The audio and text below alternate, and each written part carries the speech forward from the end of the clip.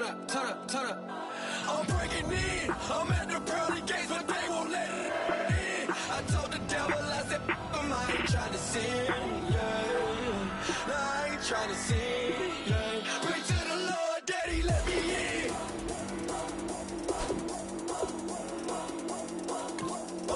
I'm breaking in.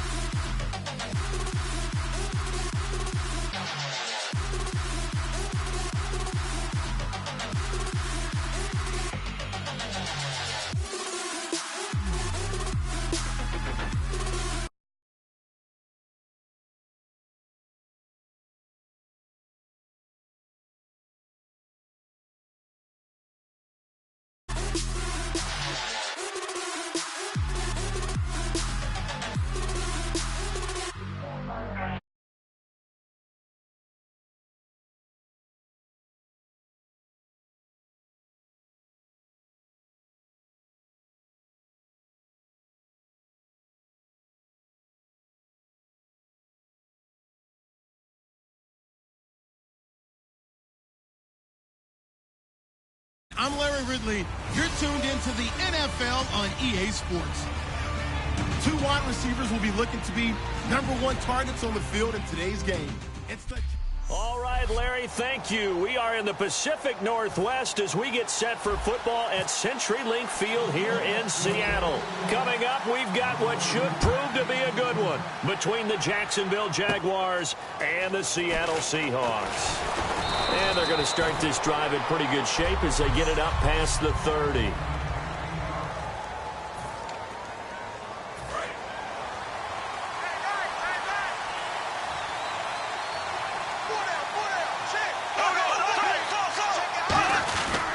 Now it's a former Washington State running back. It's Chris Ivory. Now the stiff arm created some space initially, but he's taken down not long after. Making the stop that time, Bobby Wagner.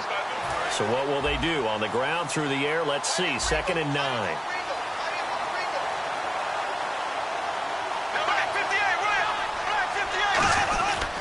They stay on the ground. Ivory again. Back-to-back one-yard runs here, so that leaves them with a 3rd down and 8. An early tough test on the opening drive. This is 3rd and 8.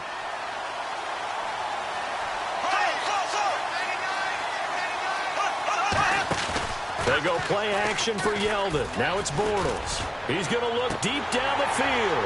And incomplete. He can't hang on. Would have been a nice catch. Instead, it brings up a 4th down. So on 4th down, the Jags send out Brad Nortman to punt. Back deep for the Seahawks, the All-Pro returner from 2015, Tyler Lockett.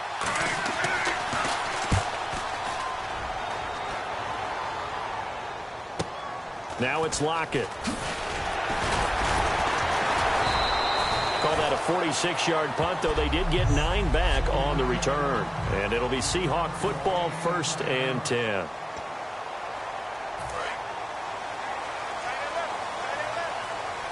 They come up in an empty set. 4 wide receivers, 1 tight end. Wilson. Into double coverage, and it's intercepted. A great read, and it's picked off. And his crew will take over with a football at the 35-yard line. And out now comes Jacksonville as they get ready to go. And a 3-and-out on that first drive. We'll see if they can do better here. They should have a better opportunity because the nerves should be settled now. That first series, everybody goes out with a little extra emotion.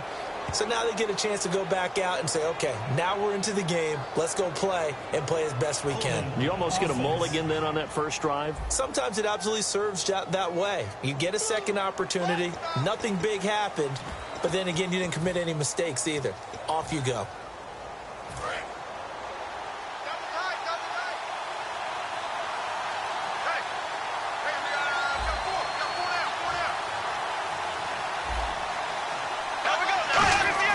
The play fake to Ivory. Now Bortles. Rush coming, and he's taken down. K.J. Wright coming hard on the blitz. He dumps him for a loss of 8. Man, he got in there so quickly, Charles. What could the offense have done to adjust and account for that? But what you're hoping is that you figure out and you see and get a clue that maybe there's going to be some pressure coming at you. You change the blocking schemes. Maybe you go to max protection. The biggest one is maybe you bring your running back in to try and keep you clean. But in that case, that didn't happen. Zero accountability, and a sack resulted. I don't care how many times we see it. I still get a kick out of watching quarterbacks and receivers do the pass tree in pregame warm-up. But I always remember that when we go to practices, we see that after practices as well. They really tune it up, don't they? They tune it up. They know why they do it for these situations.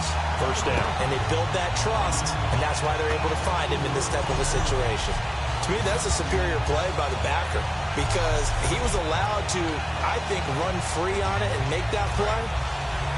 His defensive linemen, they covered things down for him because offensive guys, the linemen, what they're trying to do, as you know, is block the guy at the point of attack and then climb to the next level. Chris Ivory loses the football, but fortunately he's able to recover his own fumble, or that could have been trouble. All I can say about this play is that someone's living right. I mean, he's trying to gain yardage, trying to get upfield. Ball comes free. What's that panic that we've talked about oftentimes that you feel when you lose the ball? You can sense it. Oh, you can sense it. And somehow he got to it and was able to recover it for his squad. That is caught at the 7-yard line. A solid pickup at 13 sets him up first and goal. And here comes play number 6 on this drive. And that's one of his advantages of a passer, is it not? With his height, setting back there in the pocket, firing it over the middle, he can really see everything clearly. And he'll take this one in for a Jags touchdown. Chris Ivory taking it in from 2 yards out, and the Jags have taken the early lead.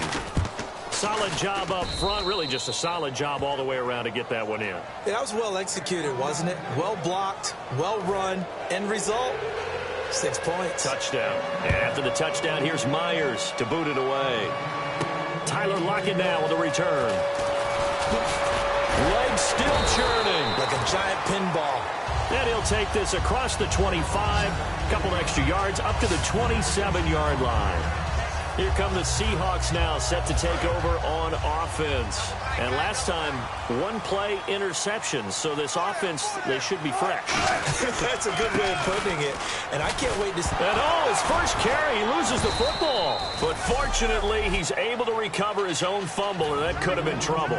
Earlier, partner, when discussing Russell Wilson, you said you think he's best when Seattle is running back centric. Is Thomas Rawls the centerpiece going forward there? I think so, because of what he did 2 seasons ago before he got hurt. Because he runs that offense the way they want it run. One cut, downhill, get upfield, and Thomas Rawls is perfect for that. If he stays healthy, that allows Russell Wilson now to throw the play action, to bootleg passes that really hurt other teams defensively. And Rawls has youth on his side, just 23. The intended target, Doug Baldwin, and it's 4th down. We know it's not an easy job to go out and catch passes when people are trying to tackle you and knock the ball away. But the bottom line is, that's a pass he's got to have and a pass he should have caught. And look at this. It's a fake. thrown across his body, and it's intercepted. Picked off by Devon House. And they'll start out with great field position at the 47-yard line in enemy territory. The Jaguars getting set to go. And that recipe on their last drive that resulted in a touchdown looked pretty good, so they'll be hoping to do that once more. And it takes me back to when we sat with the offensive coordinator and the head coach. They felt pretty good about their game plan and thought there were some holes in the defense, and they exploited them the last time out. Let's see if they can come back and put together a similar drive. And we'll see if they can do just that. It's a tried-and-true formula, and I don't think it'll change for as long as we play football. If someone's trying to throw the ball and you can put pressure on them and make it tough, that's only going to help your defense. Yeah, he's since being hurried. He got rid of it before taking the hit, but incomplete. Offense coming up, needing 2 yards on third down. And that looked like some pretty easy yardage there right up the gut. And he's a guy that has some height to him, so when you don't have to drop a shoulder or create or get through contact or trash, it makes it a lot easier to stay upright, see the field, and make a run as we just saw there. And he'll take this into the end zone. Now, hold on here. We do have a flag down.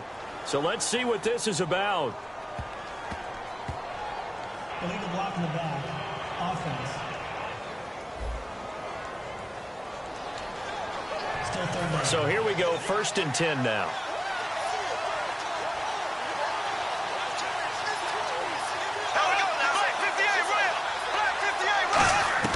Throwing on first down is Bortles. And this one complete to Julius Thomas. A good pickup there. 8 yards on the first down completion. Seeing that play and understand just how tough it is to cover tight ends, especially the ones running around the NFL nowadays, makes me glad I didn't make it in that league. I would have had a really difficult time. But now you get to sit up here with me. Yeah, and that's fun, isn't it? And what a really nice gain right there on first down for them. Brings up a nice second down for them. A gain of 4 that time as the drive continues. Not too many more ideal situations in 2nd and 2 in order to try and pick up a first down. They ran it and picked it up.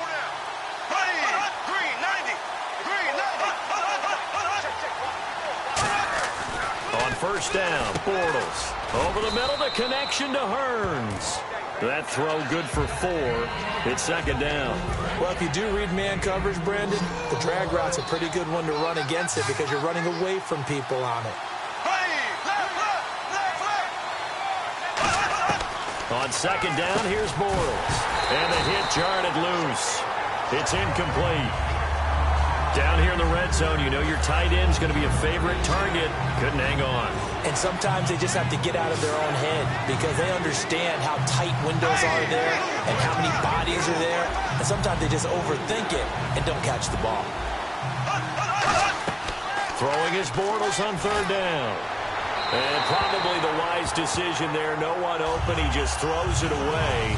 And that keeps the field goal on the table as it's 4th down. Charles, that's an important 3rd down stop. You don't want to spot him 2 touchdowns here early. You're trying to slow momentum down. You've already given up the score. They're coming right back at you. You're exactly right. Being able to hold them there and force a decision on 4th down, that's big for the defense. So the drive stalls out, but they are able to put 3 points on the board. Yeah, just a yard or 2 shorter than an extra point, so no problems converting there. Lockett the return. And he'll be brought down at the 23, make it the 24-yard line. The Seahawks offense now, they get ready to head back onto the field. And following the interception, we'll see what they can put together on this drive. I can hear my old college coach right now. He always used to tell us before every game, the team making the fewest mistakes will win.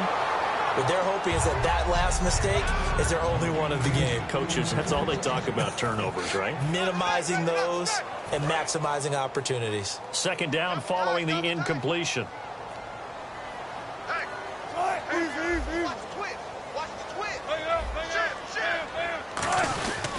Wilson going to give to Rawls. And he'll work his way across the 30 to the 32. 8 yards on the ground there, and now they're looking at a 3rd and 2.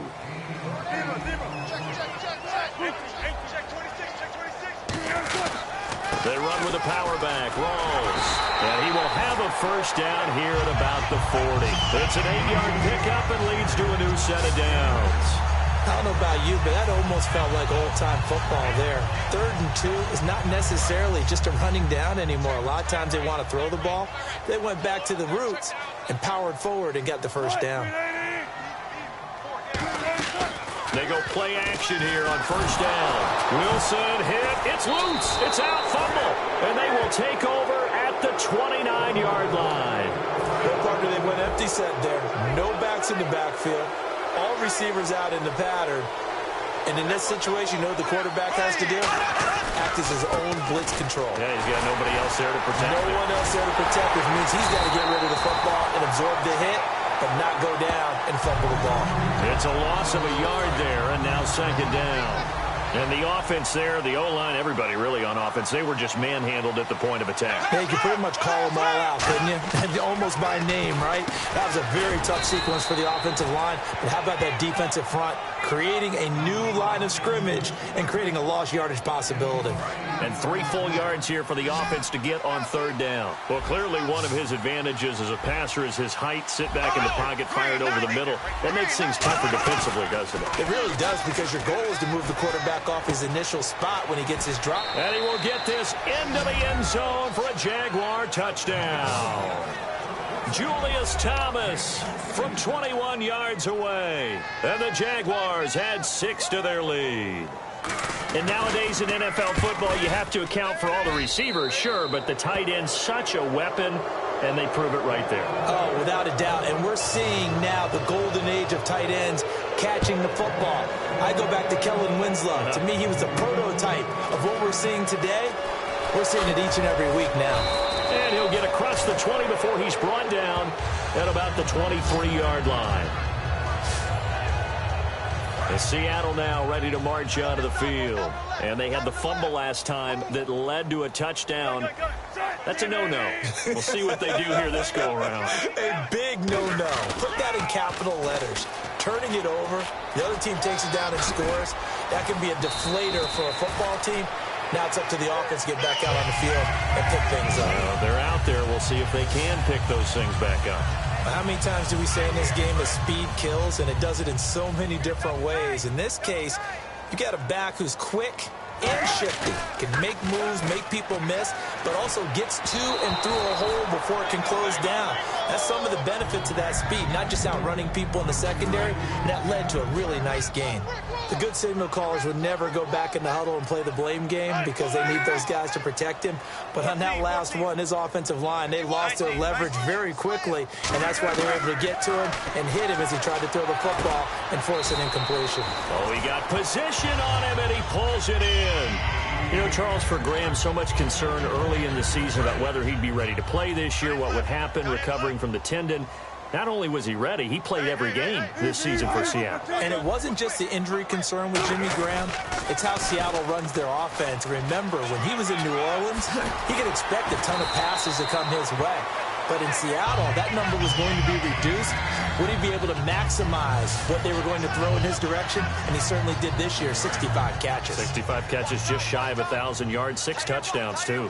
Little pitch play, toss play. Allows the running back to get some vision and some big guys to get out in front. This time they did it to the right side. Yeah, went to the right side. Is there a preference, right or left, for a lot of these guys that run the ball at this level? I know in the good old days, most teams were constructed to run to the right side. I can't tell you exactly why. That was the power side. The left side was what they used to call the quick side. But in this case, the power won. Now the offense lining up 1st and 10. Good throw, good catch, but I really like the route. The drag and being able to run away from defenders. Hard to stick with them for that long. Yeah, better against man than zone, or? Better against man, because now you're running away from someone and you're not running into a defensive player in another zone. So the incomplete pass brings up 2nd down. Hey, big crowd right here. Shoot. Right, move the team. They got 4 down, 4 down. They got 4 down. Work. Back to the ground attack. It's Rawls. And he is going to lose yardage here. He lost 4 there, and it's 3rd down. 7th play of this drive coming up, but a long way to go on 3rd down. 3rd and long. It's Wilson. And this is intercepted, but they'll say out of bounds. Oh, very close to a turnover there in the end zone. On is Hauschka now for the Seahawk field goal. Well, the tip drill came into play there for the defenders, didn't it? Able to go up, get the football, but couldn't stay in. Couldn't stay in bounds. Did everything right except the conclusion. So they were able to move the ball into the red zone, but they'll wind up coming away with just 3. Yeah, 32-yarder. That's equal to an extra point nowadays, and those are no problem for an NFL kicker. This is taken about 7 yards deep. And they'll put up the stop sign there as his guys will get it at the 25. The Jags offense now gets set and heads back onto the field. And they will simply, Charles, be looking to duplicate what they did last drive when they were able to push it in for 6. And they hope it'll be that easy, right? To be able to take exactly what happened before, replicate it. They've had to make a few additional changes along the way because I'm sure the defense will make some adjustments, but they've got to have great confidence having scored the last time out. And that's exactly what you want on a first down run. Pick up 5 yards, bring up 2nd and 5. The defensive line, though, they've got to figure out a way to out-leverage the guys up front because the offensive line is winning at the point of attack. You got to give some credit. They're able to hop up in the air and bat that one away. And that's frustrating for an offensive lineman because the only recourse is when he goes in the air to try and give him some type of a pop or a shove, hoping to bring his arms down. 3rd and 5, so they bring in an extra defensive back. An expecting pass. To throw, it's Bortles. He's got the hook up to Lee. It goes as a gain of 9, and it moves the chains. That was a nicely run slant route, and what the receiver's trying to do is make the defender think he's going upfield for a deeper route, and then breaks it off, usually after about 3 to 4 steps, and cuts towards the middle of the field. And now what he's trying to do is use his body to keep the defender away from the football. And he takes it in. Touchdown, Jacksonville. Chris Ivory with his 2nd touchdown in this opening quarter. And the Jaguars add on to their lead. Well, he's used to running it that distance. Here he had to catch it, too, before making the run. Heck of a play for the score. There's not many things better for an offense than a back who is a complete guy, who can run it and catch it. And we just saw him complete a big-time play for a touchdown. This will be fielded at the 6.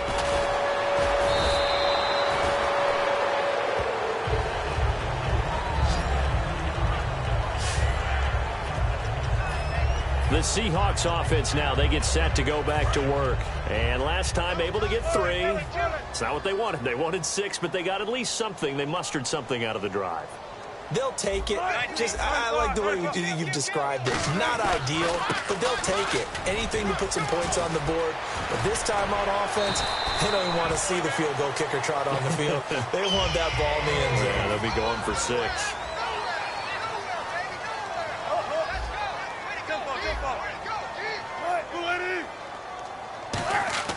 Throwing now, Wilson on first down. It's caught outright by Graham. And he's brought down.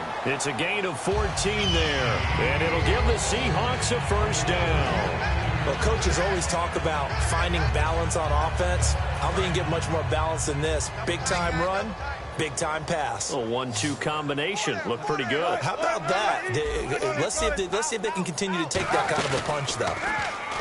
Now a play fake here on first down. And no escaping this time as he'll go down. They got him for a sack. Malik Jackson able to get in and run him down for a loss. Alongside my broadcast partner Charles Davis, Brandon Gaudin hits the Seahawks with a football to begin quarter number 2. But they face a 2nd and long to start things out. Off the play fake to Rawls. Wilson. And pressure coming, and they got him once again. Malik Jackson in there to pick up his 2nd sack now of the afternoon. Well, this is what happens when you get behind the chains, as people like to say. When you have obvious passing situations, hard to vary it up and fool a defense. And you hate those situations if you're an O-lineman, right? Oh, without a doubt, because you just know they're coming, and you never know exactly how. They can be exotic in their blitzes, or their athletic ability just takes over. On every offensive coordinator, every play caller sheet, they have about 5 or 6 plays per game that they call shot plays or big plays, and you don't get many opportunities. And look at this, another fake. Oh, he's got a man wide open, complete. Give him 23 yards on the pickup. Anytime a fake doesn't work, we usually focus our attention on the guys that were unsuccessful. But how about the defensive guys? They have to plan all week. They have to prepare all week. Special teams, they look like they were educated for that one. Educated on their toes and getting a big stop. A running play now for Ivory. And there just continues to be nowhere to run. He's bottled up again at the line of scrimmage. But at least he was able to break that initial contact, or it could have been a loss. Yeah, give credit to the defensive player, though. What did he do? Made him slow down, slow up his feet, and allowed the rest of the guys to get there to finish him off. Again, they run. Again, it's Ivory. Found a little room there as he's up to about the 37. He gets them a little over half of what they needed. Now they're looking at a 3rd and 5. And once again, leverage wins. The offensive line, lower than the defensive front. They moved them and found some good space for the guy carrying the ball. To throw is Bortles, but he's got it to Hearns. Give him 8 yards on the play, and they pick up the first. One thing I can say pretty safely, that route is not called if you don't have a guy who can throw the ball and put some mustard on it. Because if you're going to lollipop it in the middle of the field, bad things usually happen. It takes a strong-arm guy who can rifle it in there, and they were able to successfully complete that one. And he's going to be out of bounds, but able to take it inside the 40-yard line. Offense comes to the line now, 1st and 10. Everything about that play was beautiful. A great corner route where the receiver worked the defensive back inside and then broke back to the outside to the corner. But how about the throw by the quarterback? Anticipation on the break from inside to outside. He threw the football. As the receiver turned around, the ball greeted him. Illegal block in the back. Offense. That penalty is declined. So that last play called back after the penalty. 2nd and long here. Here we go now. 3:39. The play fake to Ivory. Now Bortles.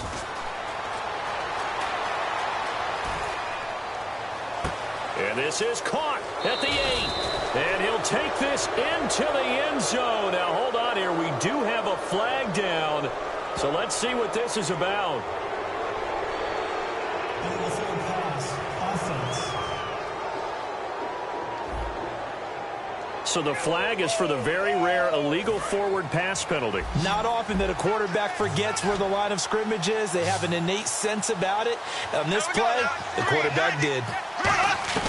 Throwing his Bortles on 3rd down. Surveying the field. Oh, he's got a little daylight. And he carries this one all the way down to the 9. Personal foul. Face mask. Defense. And a big face mask penalty here, 15 yards. You never want to get your hands up in the face mask area because your fingers can get tangled up there, and that can hurt you as a player. They come out here in the eye. Here's Bortles to throw. And he just throws this one away. Smart decision here this close to the end zone, and it brings up 2nd down. And here comes play number 6 on this drive. I hope I don't sound too rah-rah on that one, but that's the exact right throw. Either your receiver gets it or no one gets it. Give him a lot of credit for being really precise with it. Got rid of it. No one got it. Now he's hit, and Bortles taking it right down Broadway. And the Seahawks have picked it up. He's at the 40. Past the 20. And they bring this one back. It's a fumble recovery and a Seattle touchdown. It gives some kudos to the defensive coordinator, I think, here. They bring the blitz, they dial it up, and it turns into 6 points for them. It's so nice to hear you actually give kudos to the defense. It is so nice for such an offensive guy like that. I love it. He dialed things up, and boy, a big play resulted for his guys. Well, you like credit to the defense there, right, my friend? Yeah, do I ever? And you can bet they're preaching 2 hands on the ball here as the kick's away following that fumble return. This is fielded at the goal line. And he'll take it past the 25 and up to the 28-yard line.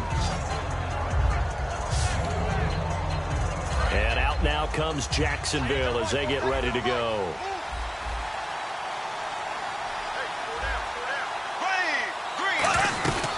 He'll start out on the ground. It's T.J. Yeldon. And he'll slip his way up across the 30 to the 32. Give him 3 on first down. It'll set up a 2nd and 7. Now it's 2nd and 7. So they held him to a short gain on that one, and it almost felt like on that first run, they were trying to just throw the jab at him. So how do you stop a jab? Get closer and smother it, just as they did on that last play. Over the middle, it's Thomas. And he'll be brought down shy of the 40 at the 38-yard line. Now we're going to get a timeout here as it looks like there's a Seahawk injured on the play. We'll check on his status when we get back.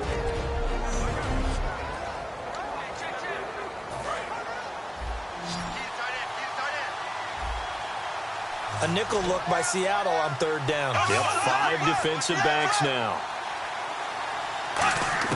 Bortles to throw on 3rd and 1. And Robinson with a big catch. It's a 10-yard pickup, and it moves the chains. And they're on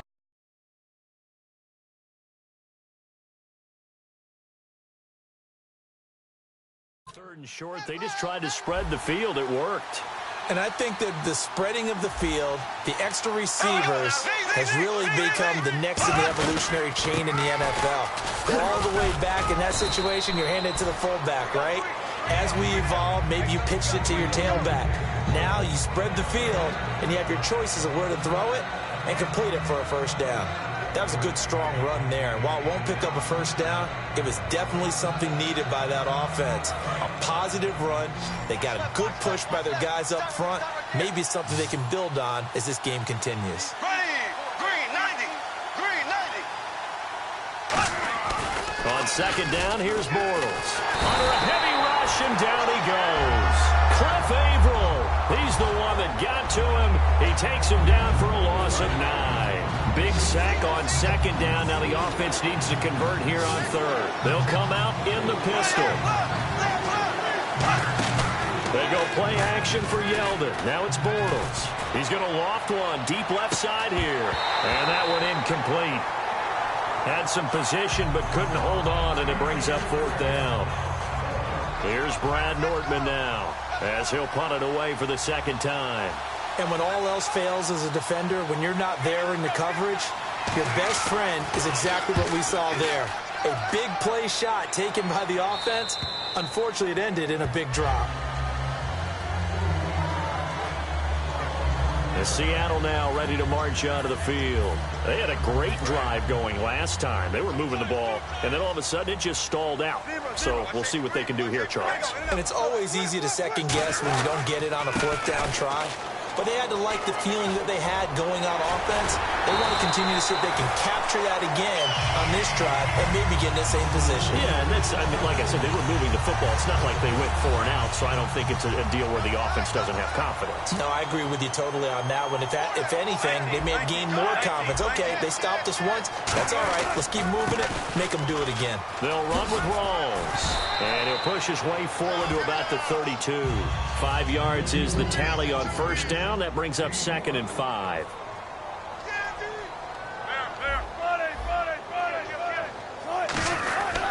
On 2nd down, Rawls. And he'll be brought down right around the 37. And 5 yards on the play there as the drive will continue. That's a good, nice, crisp run for a first down. I wonder if the defense might have been loosened up a little bit, maybe anticipating a pass instead of the run that they got. They come out here in the eye. Throwing now, Wilson on first down. And Graham's got it over the middle. And he'll be taken down at the 46-yard line. It'll be a pickup of 10 yards. And that'll bring up a 2nd and just about a few inches here. And there's another completion to the tight end. And let's face it, it is hard to overthrow a 6'6" target. It is indeed. Quarterbacks like their speed guys. They like that huge 6'6" target that they've got in him. They really do, and it reminds me of what one great tight end told me once. He had told his quarterback, just make sure you throw it up there. You know, kind of like put up on the top shelf where the kids can't get it. Wilson. He hits Jermaine Kearse. It's a gain of 11 yards that time, and it produces a new set of downs. This offense is in rhythm now, just accumulating first downs and moving the ball downfield.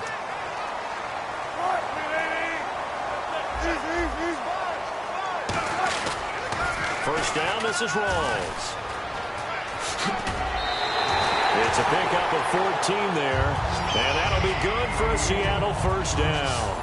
A nice, strong run there for Rawls. His coaches back in high school in Flint, Michigan, you know what his nickname was? No, what was it? The Train. The man can break some tackles on occasion. Well, it makes sense when you watch runs like that, because when you're trying to deal with a train, you're supposed to get out of the way, right? And if you don't, you're going to get bruised up trying to tackle him.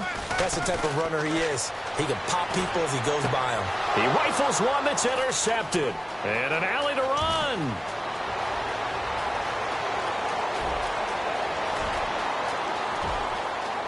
And he will take this one home. It's a touchdown. I don't know who all is to blame there, but I love seeing pick sixes. Nothing like seeing someone pluck it out of the air and go the other way and see people try to change directions. Hard to do.